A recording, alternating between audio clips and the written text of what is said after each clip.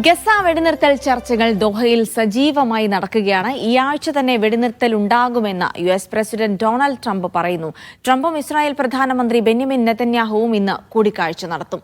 International ഡെസ്കിൽ നിന്ന് BK Suhail വിവരങ്ങൾ നൽകും. സുഹൈൽ, ഇന്നിപ്പോൾ ട്രംപ് നെതന്യാഹു കൂടിക്കാഴ്ച വളരെ നിർണായകമാണ്. ഇതിനോടകം തന്നെ വെടിനിർത്തലിനുള്ള ഒരു സന്നദ്ധത ഹമാസ് കൂടി അറിയിച്ച സാഹചര്യത്തിൽ ഇനി ഒരു ഔദ്യോഗിക പ്രതികരണം അത് ഉടൻ തന്നെ ഈ കൂടിക്കാഴ്ചയ്ക്ക് ശേഷം ഉണ്ടാകുമെന്നാണോ പ്രതീക്ഷ?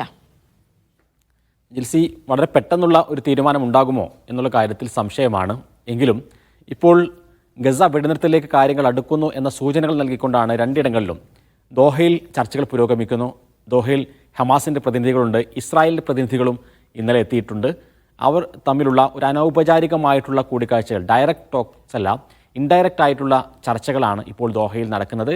ഈ രണ്ട് വിഭാഗത്തോടും സംസാരിക്കാൻ അമേരിക്കയുടെയും ഖത്തറിൻ്റെയും ഈജിപ്തിൻ്റെയും പ്രതിനിധികളുണ്ട്. അതേ സമയത്ത് തന്നെയാണ് നെതന്യാഹു വാഷിങ്ടണിലേക്ക് വിമാനം കയറുന്നത്. ആ വിമാനം കയറുന്നതിന് തൊട്ട് മുമ്പ് മാധ്യമപ്രവർത്തകരോട് സംസാരിച്ച നെതന്യാഹു പറഞ്ഞത്, മാധ്യമപ്രവർത്തകരുടെ ചോദ്യത്തിന് ഗസയിൽ വെടിനിർത്തലുണ്ടാകുമോ എന്ന ചോദ്യത്തിന് നമ്മുടെ ടേംസിനനുസരിച്ച്, ഇസ്രായേൽ പറയുന്നതിനനുസരിച്ചുള്ള വെടിനിർത്തലാണെങ്കിൽ ഉണ്ടാകും എന്നാണ് നെതന്യാഹു പറയുന്നത്.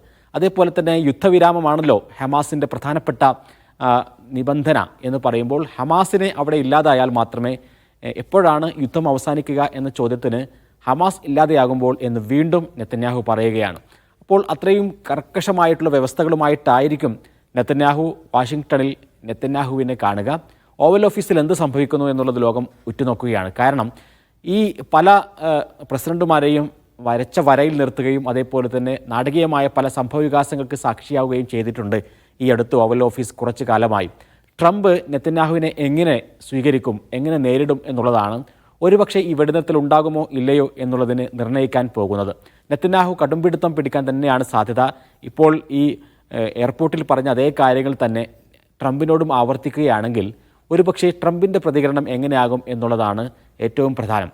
അതായത് വെടിനിർത്താൻ കൂടുതൽ കർക്കശമായിട്ടുള്ള നിബന്ധനകൾ നെതന്യാഹു വെക്കുകയാണെങ്കിൽ സ്വാഭാവികമായും ട്രംപിന് ഇടപെടേണ്ടി വരും എന്നാണ് നമുക്കറിയാൻ സാധിക്കുന്നത്. കഴിഞ്ഞ ഇസ്രായേലും ഇറാനുമായുള്ള വെടിനിർത്തലിൻ്റെ സന്ദർഭത്തിൽ വളരെ പ്രകോപനപരമായിട്ടുള്ള, വളരെ തെറിവാക്കുകൾ ഉപയോഗിച്ചുകൊണ്ട് ട്രംപ് നെതന്യാഹുവിനെ നേരിടുന്നത് നമ്മൾ കണ്ടതാണ്.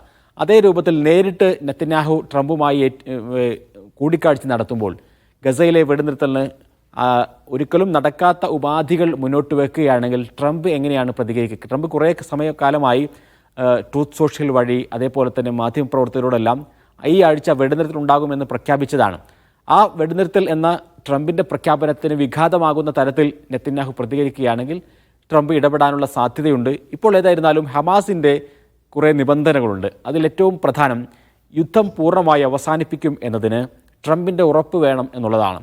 ആ ഉറപ്പ് കിട്ടണമെങ്കിൽ നെതന്യാഹുവിൽ നിന്ന് ട്രംപിന് ഉറപ്പ് വേണ്ടിവരും.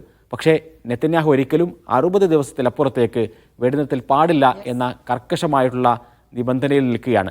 രണ്ടാമത്തെ ഒരു കാര്യം, ഈ ഗാസ ഹ്യൂമാനിറ്റേറിയൻ ഫൗണ്ടേഷൻ GHF അടക്കമുള്ള സഹായ സംവിധാനങ്ങൾ അവിടെ നിന്ന് മാറ്റി അതിന് പകരമായി UN-ൻ്റെയും റെഡ് ക്രസൻറ്റിൻ്റെയും സഹായ സന്നദ്ധ സംഘങ്ങളെ ഈ വെടിനിർത്തൽ കാലയളവിൽ നിയോഗിക്കണം എന്നുള്ളതാണ്.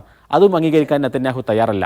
മൂന്നാമത്തേത് കംപ്ലീറ്റ് വിത്ഡ്രോവൽ ഓഫ് IDF ആണ്. IDF-ൻ്റെ ഇസ്രായേൽ സേനയുടെ പൂർണ്ണമായ പിന്മാറ്റം, അതാണ് ഹമാസ് പറയുന്നത്. ഇതും അംഗീകരിക്കാൻ നെതന്യാഹു തയ്യാറല്ല. ഈ 3 കാര്യത്തിലായിരിക്കും ഒരുപക്ഷേ ഇനി തർക്കങ്ങൾ നടക്കാൻ പോകുന്നത്.